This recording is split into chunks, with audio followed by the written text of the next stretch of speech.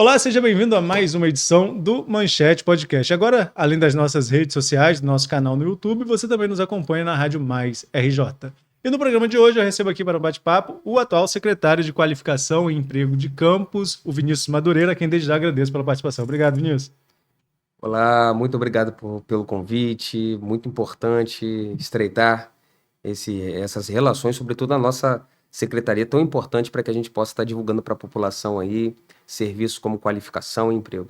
Madureira, eu vou falar com você como eu falei em off aqui, quando você chegou. Eu lembro de ter encontrado você um dia, conversado com você, e você falando assim, não tô querendo mais aparecer tanto na vida pública, não quero mais ser candidato, mas os ventos mudaram. Diz que quem entra pra política nem sempre tem as próprias vontades, é isso mesmo?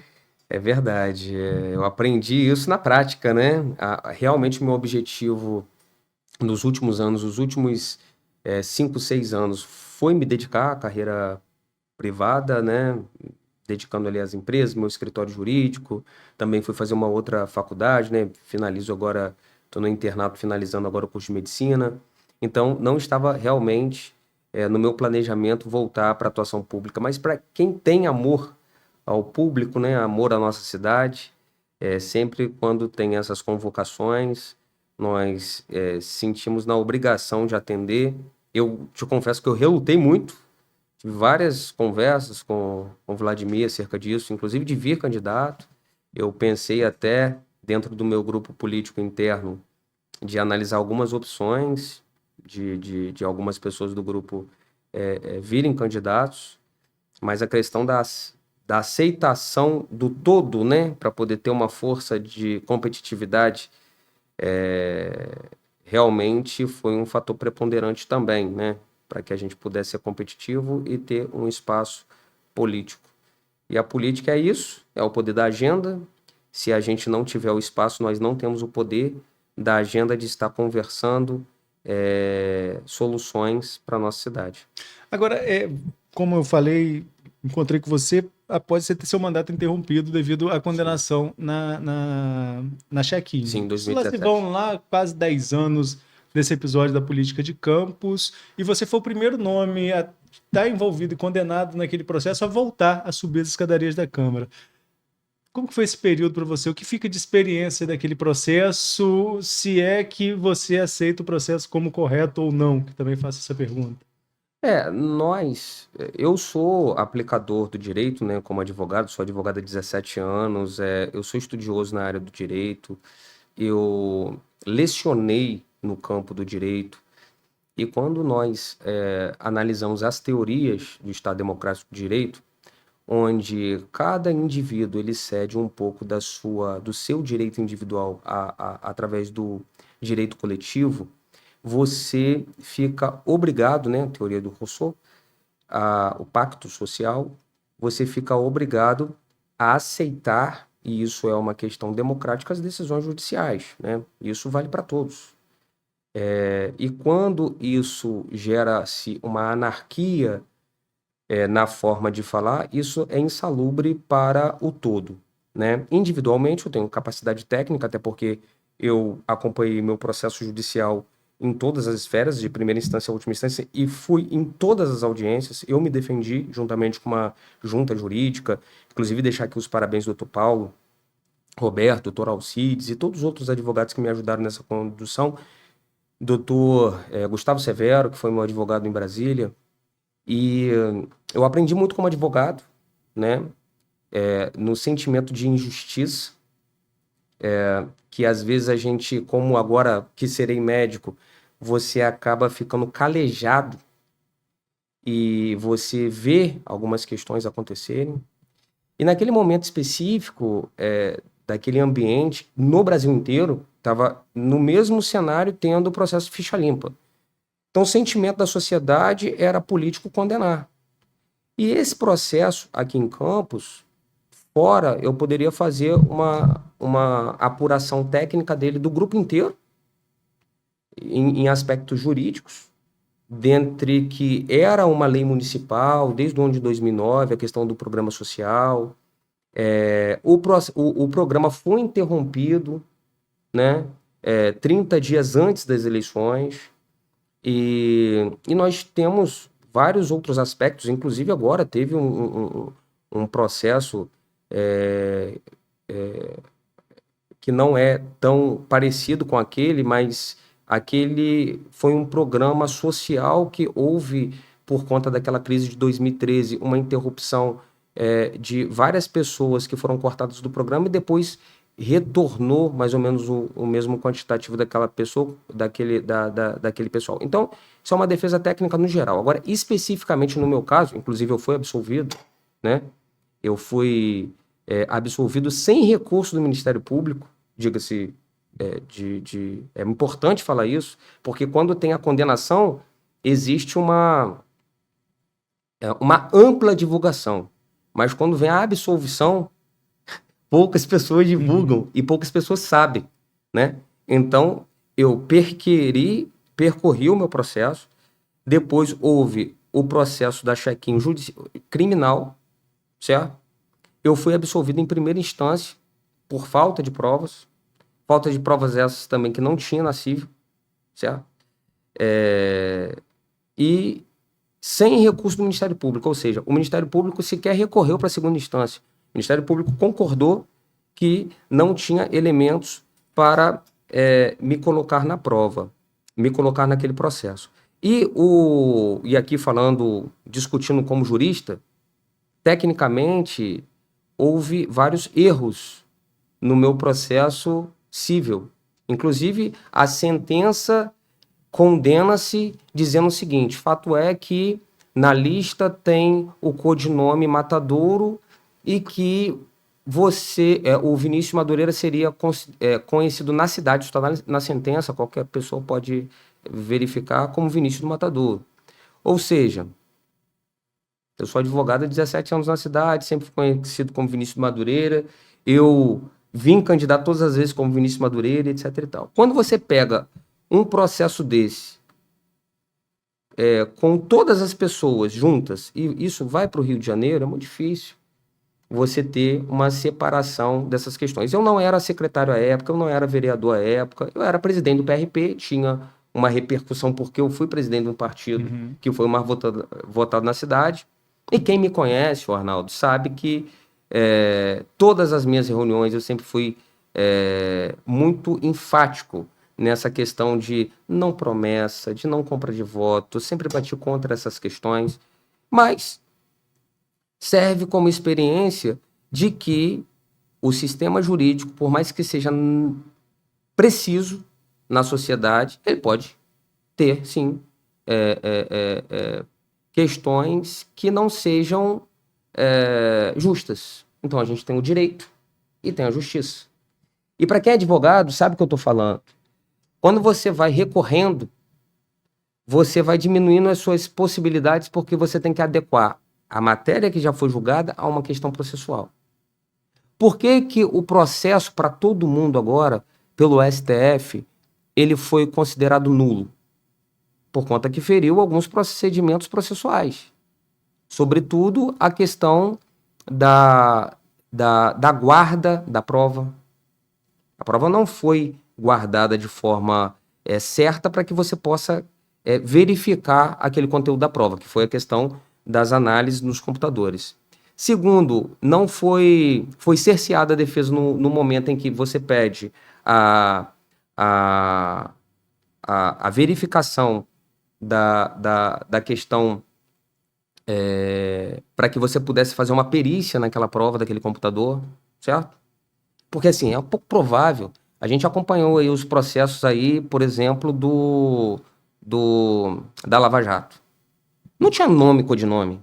Tinha codinome. Para que você vai fazer uma lista com nome e codinome? Então eu posso questionar, olha, essa lista eu gostaria de fazer uma perícia. E a perícia nunca foi concedida. Então com isso, o processo todo foi anulado. Ninguém hoje é condenado por aquele processo porque o processo foi anulado. Foi anulado lá no Supremo Tribunal Federal. Mas mesmo com a anulação, vocês todos acabaram cumprindo os 8 anos. Exatamente, por conta que aí o que poderia ser feito, que acontece, nós temos aí vários julgados aí na questão do país. O que poderia ser feito? Você ingressar com uma ação compensatória pelo valor, eu poderia ingressar com uma ação compensatória pelo valor que eu perdi na Câmara. Eu, pessoalmente, não acho isso justo com a sociedade. A Câmara dos Vereadores pagou o suplente, certo? Isso aconteceu em Petrópolis. Alguns vereadores lá que foram afastados. E aí sim, né? Teve um vereador em Petrópolis que foi amplamente divulgado, que foi pego na casa dele R$ 1,5 milhão, na banheira da casa dele. E ele retornou para a Câmara, entrou com a ação e conseguiu receber o retroativo. Pessoalmente falando, eu acho que isso seria uma injustiça para a cidade de Campos, tendo que pagar 2 vezes por uma questão que, na minha opinião, foi, no meu caso específico, um erro do judiciário. E a gente tem que entender, e a gente aprendeu isso, eu aprendi isso nos bancos do direito, que sempre que há um clamor muito grande, muito forte na sociedade, injustiças possam ser cometidas. Não estou dizendo aqui que o programa ele não tenha que ter todo um viés técnico, tem que passar por assistente social. Houve um movimento realmente que, ao meu ver, que estava fora. Veja bem, eu não era vereador, eu não era secretário, eu estava fora. Houve um movimento que poderia sim ser investigado, mas nós não vemos o mesmo tratamento em outros casos que eu julgo até mais graves, certo? Como esse. Esse teve uma mega operação, Polícia Federal, indo na casa das pessoas e etc e tal. E com tudo isso e com a lista de todas as pessoas que teoricamente foram beneficiadas indevidamente com esse programa, não conseguiu achar, no meu caso específico agora, né, não tem procuração aqui para fazer a defesa dos demais, mas no meu caso específico, uma prova sequer, de uma testemunha sequer, de falar assim, olha, o Vinícius me deu um cheque cidadão, ou eu recebi através de alguém que o ajudasse. No meu processo, não teve nada. Tanto é que eu tive algumas questões processuais em Brasília um pouco diferentes, né? Mas a gente sabe também que nós temos aí um aspecto também político que a gente não pode desprezar, que também foi um fator muito preponderante. Mas eu fico muito à vontade de discutir tecnicamente sobre esse caso, porque eu acompanhei. Então eu sei de fato o que aconteceu em todos os projetos. Tanto é que fica aprovado que eu volto para a Câmara agora, fora, inclusive, do contexto. Eu também agora, nessa oportunidade, não era secretário, não tinha nenhum tipo de atuação pública, não era nomeado, com praticamente a mesma votação que eu tive no ano de 2016. Isso, a meu ver, demonstra que o nosso eleitor é um eleitor muito específico, é um eleitor de formação de opinião. Eu lecionei muitos anos, Arnaldo, aqui na cidade. Então, as pessoas que realmente nos conhecem nossa índole, nosso caráter, eu nunca respondi processo nenhum na minha vida. Sou advogado há 17 anos. Eu tenho a minha atuação sempre de forma muito ordeira, correta. Não sou anarquista. Processos judiciais a gente responde judicialmente, né? E participei de todos os processos. E depois, Deus me abençoou. Eu sou muito devoto de Nossa Senhora. E no processo criminal tudo ficou claro, eu consegui uma absolvição já em primeira instância, porque o juiz de primeira instância, 90% da justiça é feita em juízo de primeira instância. A partir de segunda instância, é muito mais uma questão processual. Então, fica mais difícil para o advogado ele colocar algumas questões de justiça dentro da matéria do direito, processualmente falando, né? Você reduz as suas possibilidades, né? Então, foi realmente muito difícil. O sentimento que eu tive daquela época era o seguinte, que nada que nenhuma pessoa fizesse seria absolvido naquela condição.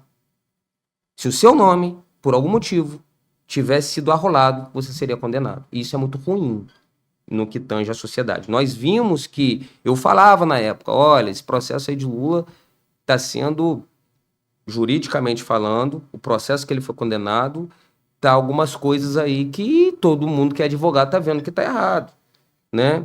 Tem o princípio do juiz natural, tem o princípio da questão das provas. E naquela época, a pressão muito grande, anticorrupção, normal e comum e válida, né? Foram atropelando várias questões e depois o processo foi anulado, né? Depois o processo foi todo demonstrado ali os vícios processuais. E aí, na minha opinião, por conta desse clamor público também, era uma questão, naquela época ali, de muito anticorrupção, foi feito várias leis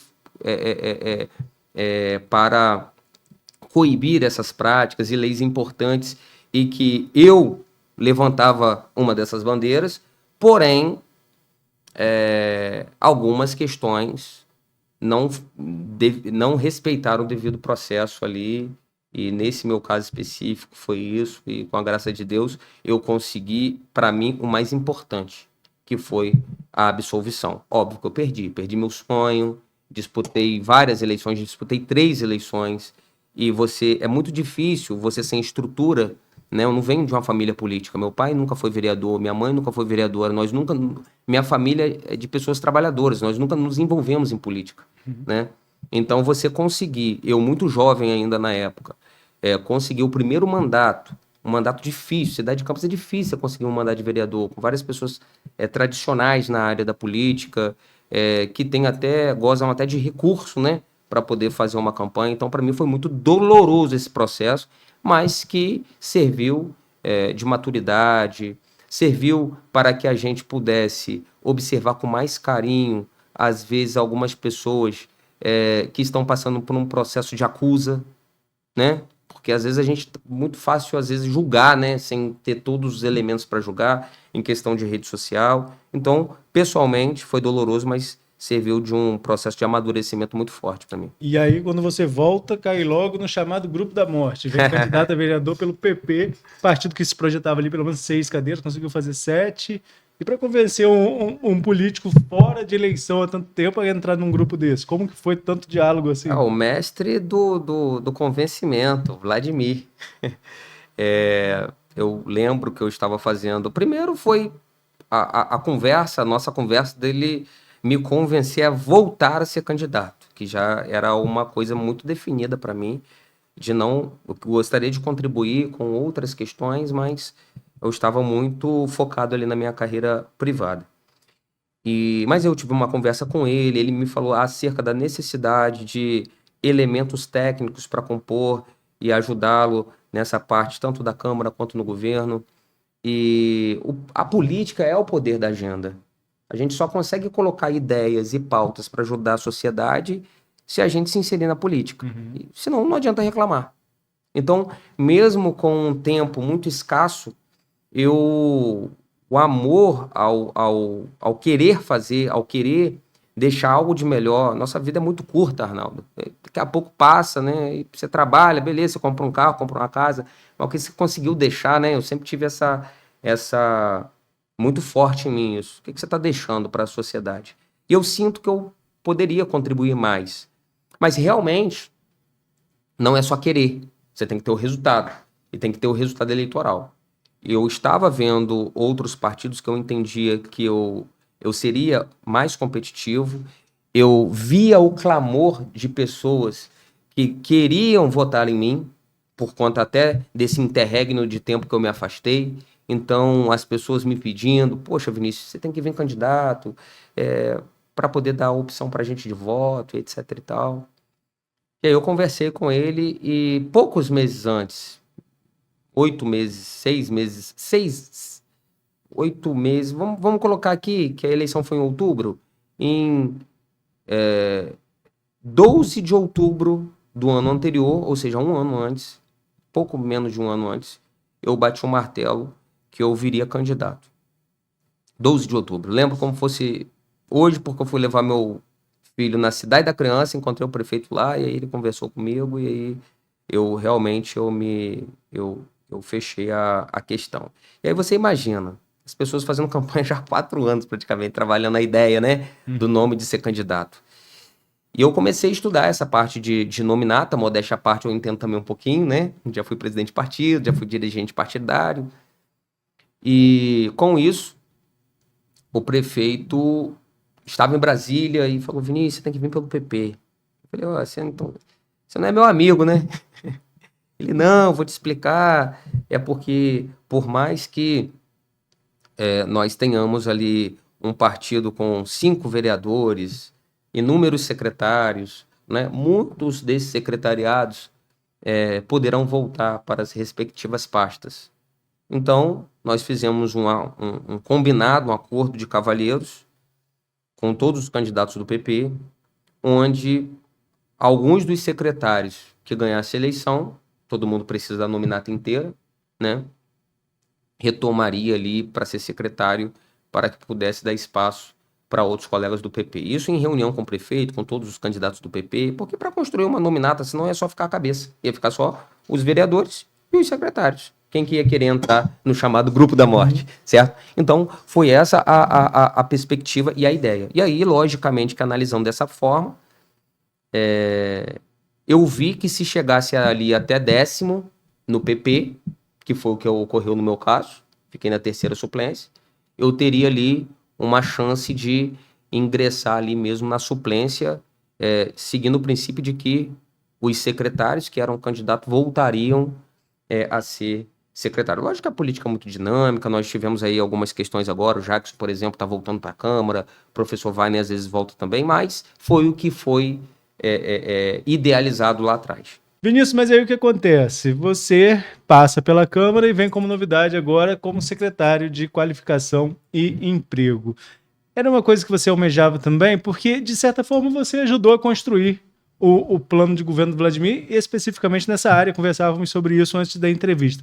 Mas, de alguma forma, você imaginava estar à frente da pasta? Não, nesse momento não imaginava. Inclusive, nós apresentamos nesses 35 dias úteis lá na Câmara inúmeros processos legislativos, projetos de leis importantes. Eu estive com o secretário Marcelo Mérida uma semana antes de ser divulgado, né, a questão que ele sairia, né? E fui exatamente para propor parcerias como vereador do município, para apresentar a questão de leis. Tenho vários projetos de leis linkados à Secretaria de Trabalho, Secretaria de Assistência. Então, quando eu entrei na Câmara, o que eu fiz de imediato? Fui conversar com todos os secretários da pasta para entender a realidade de cada um e propor as leis, né? Assim eu aprendi. O direito, ele é a sombra da sociedade. Na medida que a sociedade ela vai evoluindo, o projeto de lei tem que ir evoluindo também. Não para engessar a sociedade, mas para que dê formas. Então, eu trabalhei bastante de forma técnica nesses projetos de lei para poder ajudar o meu município. Então, nós entramos ali com um projeto de lei, por exemplo, do Naming Rights, que foi aprovado agora em São Paulo, que através de parceria pública e privada, dá ao prefeito a possibilidade de licitar e vender por exemplo, um terminal de ônibus para que uma empresa possa ir e reformar ele todo e utilizar o nome dela por um período específico. Isso é para quê? A gente sempre fala em escassez de recursos. Então, nós temos como legisladores também que entregar respostas à sociedade para que, sem aumentar impostos, o prefeito também, o executivo também, possa ter como arrecadar e entregar à sociedade. Ingressei também com um projeto de lei vinculado vinculado à Secretaria de Trabalho e Assistência Social, onde oportuniza essa lei as pessoas que têm que fazer qualquer tipo de renovação de benefício social, que ela faça um curso de qualificação, né? Que ela insira o seu currículo dentro do balcão de empregos da cidade, para que ela possa sair daquela realidade de receber um benefício que toda a sociedade campista, através dos seus impostos, oferece para ela sair daquela fase social de necessidade e possa entrar também no mercado de trabalho. Entramos com vários projetos de leis constitucionais, onde a gente não onera R$1 o Poder Executivo, né? Projetos autorizativos, projetos para que a gente possa evoluir enquanto cidade. Então, quando eu fico sabendo da saída do Marcelo, é óbvio que antes do prefeito me convidar, eu já ficou no meu radar a possibilidade dele me convidar, que já era algo que eu não pretendia, né? Eu me preparei para ser vereador do município neste momento. E aí o prefeito, da forma que ele sempre faz muito bem, muito zeloso, comedido e amigo, né? Ele me mandou mensagem acerca de uma possibilidade que ele estava estudando, que ele gostaria que eu pensasse junto com ele, e acabou que ele me fez o convite, né, acerca dessa possibilidade de uma secretaria muito importante. É óbvio que eu não tinha planejado, mas fiquei muito feliz porque é uma secretaria que eu tenho um carinho especial. Eu sou mestre em educação e eu fiz com todo carinho a estrutura desse pensamento no plano de governo do prefeito.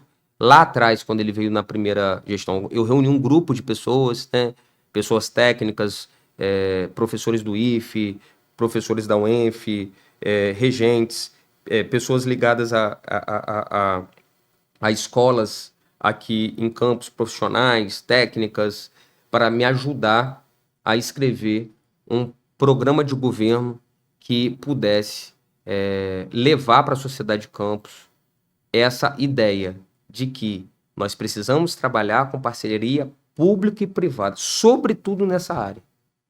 Eu lecionei, Arnaldo, muitos anos, e o que eu observei é o seguinte: todo empresário tem vaga de emprego. Se você me perguntar hoje, eu tenho vaga de emprego na minha empresa.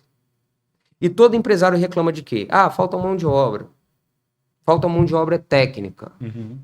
Mas por que falta mão de obra técnica? É porque o munícipe, ele não seria capaz de se formar e abraçar essa vaga? Não. Eu conheço pessoas aqui em Campos que são CEOs de grandes empresas, que têm atuação no mundo inteiro afora. A questão é que precisa se adequar à necessidade do mercado, né? Nós temos ali no Porto do Açu, por exemplo. Eu tenho aqui, ou em Macaé, eu preciso aqui, como eu trouxe aqui algumas vagas, que daqui a pouco eu vou falar aqui rapidamente para vocês. Eu preciso dessa formação para que eu possa contratar. O que tem que acontecer? As escolas profissionalizantes, técnicas e as universidades da cidade, ela tem que entender que ela precisa formar pessoas para o mercado. Eu sempre uso um exemplo que eu lecionei muitos anos para curso superior em logística, lecionando a parte legislativa, né, de legislação, técnico também em logística, na época da construção do porto. E as minhas turmas eram lotadas, tinham 50, 60 pessoas em cada turma. E, logicamente, que você vai trabalhar como técnico em logística no porto quando? Quando o porto estiver em funcionamento. Você está entendendo a discrepância entre a necessidade do mercado e o que está se formando? Então, qual era a minha ideia naquele momento e é o que eu preciso e vou, com a graça de Deus, implementar agora?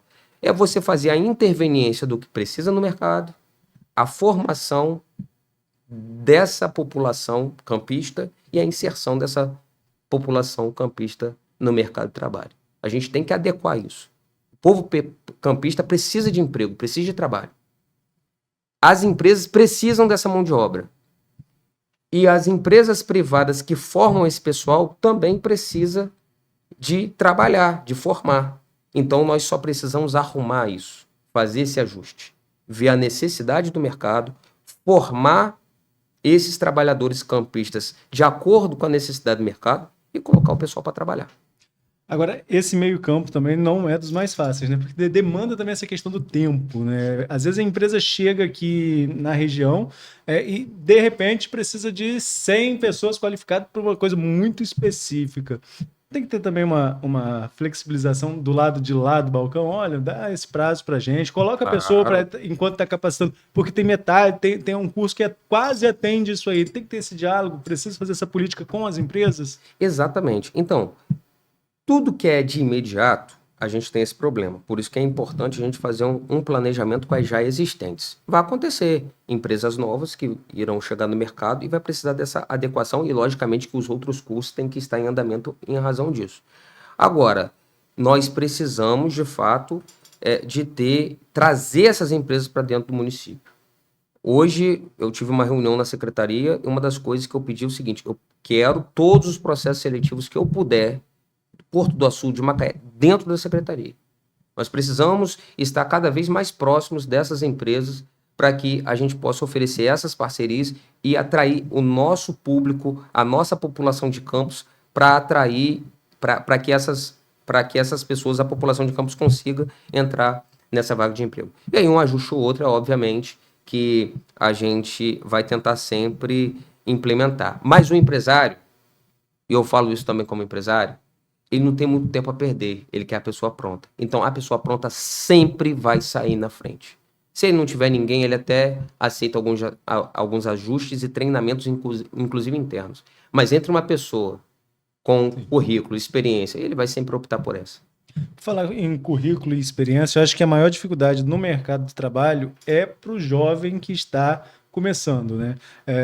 Normalmente as empresas pedem experiência e aí fica complicado. Você não tem a primeira oportunidade, como que vai ter experiência? O que você planeja justamente para esse público, o público que busca o primeiro emprego em campo?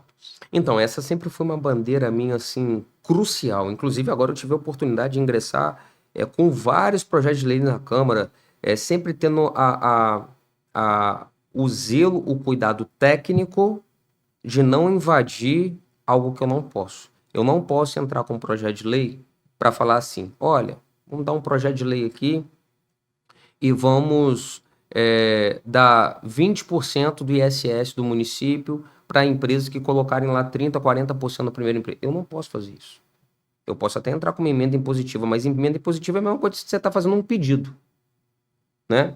E, em contrapartida, o executivo também tem uma série de limitações, porque é muito fácil, né? Às vezes a gente vem em rede social, todo mundo fala assim, é só dar isenção de imposto. Às vezes é muito fácil. Existe responsabilidade fiscal, gente. A conta tem que fechar. O Tribunal de Contas do Estado está em cima.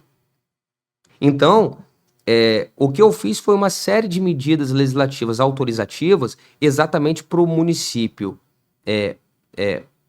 que o município possa fazer esse ajuste. Então, eu penso que muita coisa dá para fazer em parceria pública e privada. Por exemplo, se uma faculdade, ou uma escola técnica, ou uma escola profissionalizante, ele paga 20 mil reais de IPTU, ele poderia converter 10% desse IPTU em bolsa de estudo, certo? Se você pode fazer algumas ações como anúncio gratuito na Secretaria de Comunicação, é uma venda, é uma parceria para que essas empresas... Eu criei, por exemplo, leis de selo, né? Dando selos para empresas que se adequem a essa primeira oportunidade de emprego. Então, a empresa que conseguir se adequar, eu tenho 10%, 20% de primeira oportunidade, programa de estágio, primeiro emprego, jovem aprendiz, né? Você vai poder ter um selo para poder divulgar que você é uma empresa amiga da cidade e a gente criar uma consciência mútua, como o pessoal do meio ambiente faz muito bem, de começar a procurar serviço nessas empresas que oportunam esse primeiro emprego. E isso gerar uma cultura na cidade. Você vê que formas criativas nós temos de não onerar o município, que nós sabemos que mexer no orçamento, além de ser inconstitucional, é uma coisa muito relativa e tênue, porque quem foi eleito com poder discricionário para optar se essa verba é mais importante para saúde, educação, ou para trabalho ou renda, e nós temos um princípio jurídico, que é a escassez de recurso. Nunca vai ter recurso para tudo. E o político ele vai ter que estar escolhendo prioridades. Então, nós entramos com uma série de leis e lá na secretaria eu estarei conversando com todas as empresas de campus, todas, né, para poder estar incentivando essa oportunidade do primeiro emprego. Lá na empresa minha, que eu sou gestor, eu tenho esse programa. E é muito válido. Porque às vezes você pega um jovem sem vícios e ele está fazendo uma faculdade ou está fazendo um curso técnico, profissionalizante. Eu tenho mais de 20 lá, estagiários. Quantos desses estagiários já foram contratados? Porque ele está ali na realidade, já aprende aquela realidade, certo? E ele é contratado. Às vezes é um primeiro passo o estágio. Às vezes a gente fala do primeiro emprego, mas o estágio é muito importante para o primeiro emprego. Porque ele conseguiu, dentro daquela seara, né? Eu fui estagiário. da Defensoria Pública, da Procuradoria do município, enquanto eu estava fazendo direito e de diversos escritórios jurídicos. É muito importante essa fase. E nós criamos essa pacote de leis de incentivo ao emprego, logicamente que a minha vertente sempre foi do jovem, a inserção do jovem no mercado de trabalho, inclusive o meu tema, né, de mestrado em educação foi isso, mas eu comecei a notar muito preconceito também com pessoas de idade que não conseguem voltar para o mercado de trabalho. Então, quando eu entrei com o processo legislativo na Câmara, falando acerca da facilidade das empresas, né, dando uma série de estímulos e possibilitando vários benefícios, eu também me preocupei com esse público que, por vezes, por idade, tem esse preconceito das empresas não quererem mais que estejam no mercado de trabalho. Então, a gente tem um trabalho muito gratificante. É muito gratificante você conseguir ajudar uma pessoa a ter um emprego e levar o sustento para sua família. Madureira, e onde que a Prefeitura de Campos disponibiliza algum canal em que a pessoa possa ter acesso às vagas que estão sendo oferecidas, ser meio também esse elo entre quem busca a vaga e a vaga que está sendo oferecida? Existe um canal específico que a pessoa possa acompanhar? Olha, Arnaldo, muito importante isso que você está falando agora, e eu peço até atenção a todos os nossos ouvintes, porque o Instagram, que era o canal que tinha uma divulgação maior na secretaria, ele foi invadido. Então, hoje a Secretaria de Qualificação e Emprego está sem Instagram. Eu acabei de falar aqui com o nosso amigo que nos apoia. Nós vamos abrir o Instagram. Hoje ainda vamos criar um Instagram lá da Secretaria. E logicamente que a gente vai começar a divulgar o Instagram. E nós não temos ainda o site, que é uma outra questão que eu também pedi.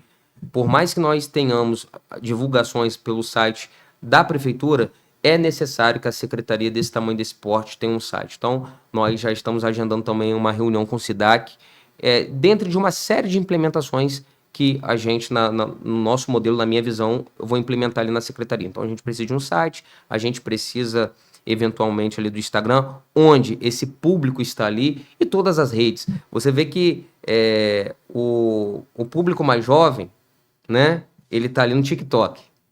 Aí o público ali mais ou menos de 20 a 30, 40 anos está no Instagram. E o público de 40, 60, 70 está no Facebook. Então, a gente vai ter que utilizar esses meios em parceria também com canais de comunicação, com grande audiência como o seu programa, para que a gente possa estar divulgando. E o que nós temos hoje lá?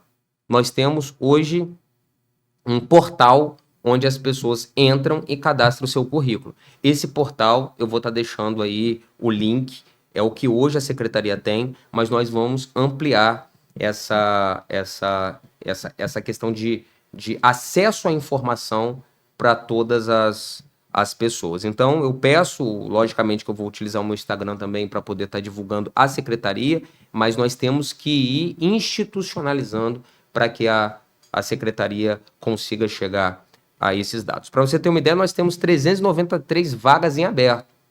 Eu preciso anunciar isso. Nós vamos começar, nós já fizemos ali a secretaria um campo curricular, mas nós precisamos de colocar esses processos seletivos para que a gente possa facilitar essas empresas, né, apresentar esse serviço para que as empresas ofereçam essas vagas de emprego para a gente. Então, eu vou até te citar um aqui muito interessante, acerca de uma empresa que foi contratada recentemente pela empresa Águas do Paraíba para poder terceirizar o serviço, que 20 vagas em aberto para agente de saneamento.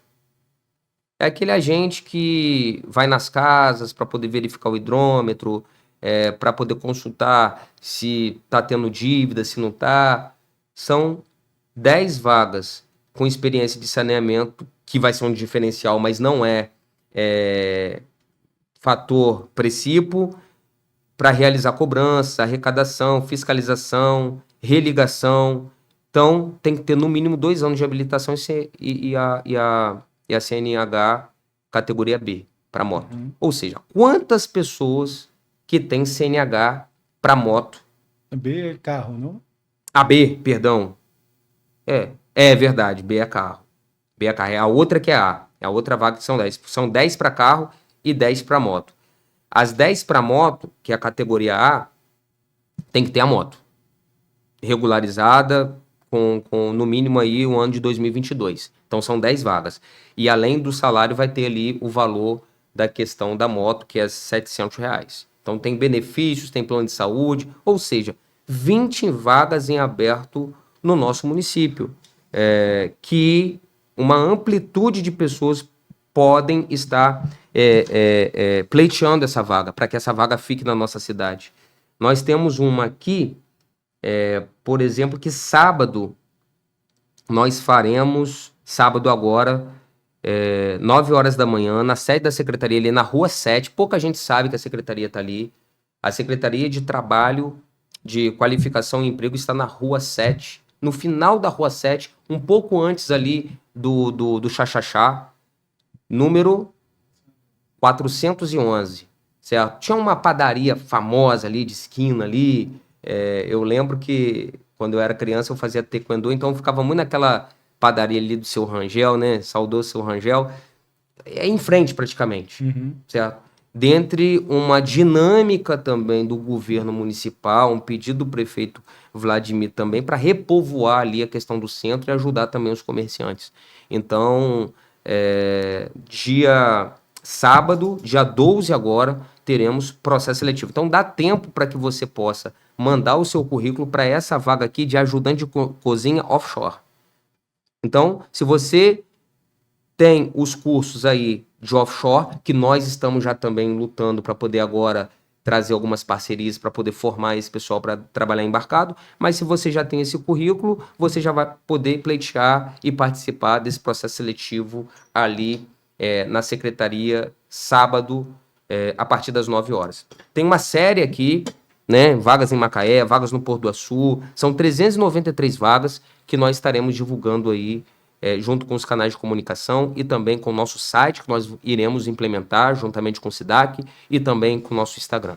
Madureira, nós já estouramos bastante nosso tempo, mas tem 2 assuntos que eu preciso falar ainda. Claro. O professor Wagner esteve aqui comigo, disse que volta à Câmara, como voltou agora, para defender alguns projetos, sobretudo a questão da reforma administrativa, que deve ir para a pauta nessa semana, e ele participou da construção. Você volta à Câmara também para defender esses projetos? Sim, nós temos 22 projetos de lei em andamento, e vamos marcar um pautão lá para que a gente possa estar defendendo os nossos projetos. Eu combinei isso com o presidente da Câmara, combinei também, expliquei ao chefe do Executivo, o prefeito Vladimir, nós temos que ter responsabilidade, né, com o público, e venho assumir essa missão, mas esses projetos de leis, eu julgo que é muito importante para o desenvolvimento da cidade. Você tem aqui apenas 3, mas temos muitos outros, e estaremos retomando.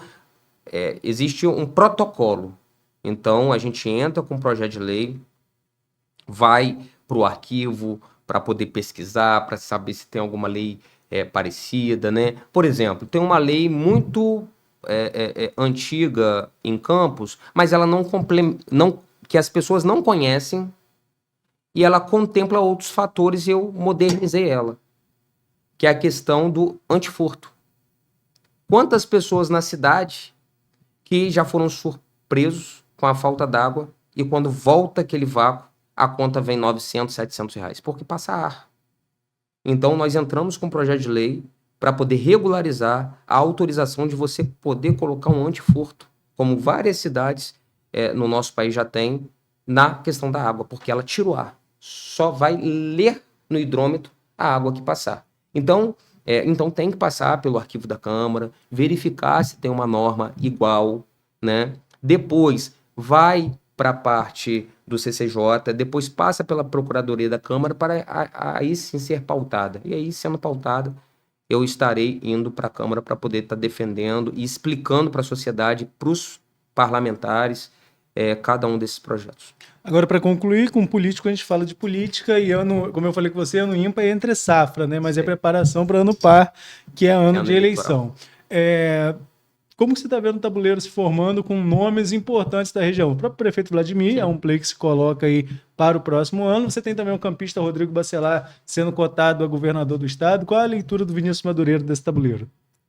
Olha, primeiro, política à parte, política assim de grupo à parte, eu eu sonhei muito por esse momento da nossa geração estar tomando espaços tão importantes. Eu fico muito orgulhoso da carreira do Rodrigo Barcelar, uma pessoa que eu tenho um apreço muito grande, é um advogado técnico já me ajudou lá atrás com alguns despachos, com alguns desembargadores lá no Rio.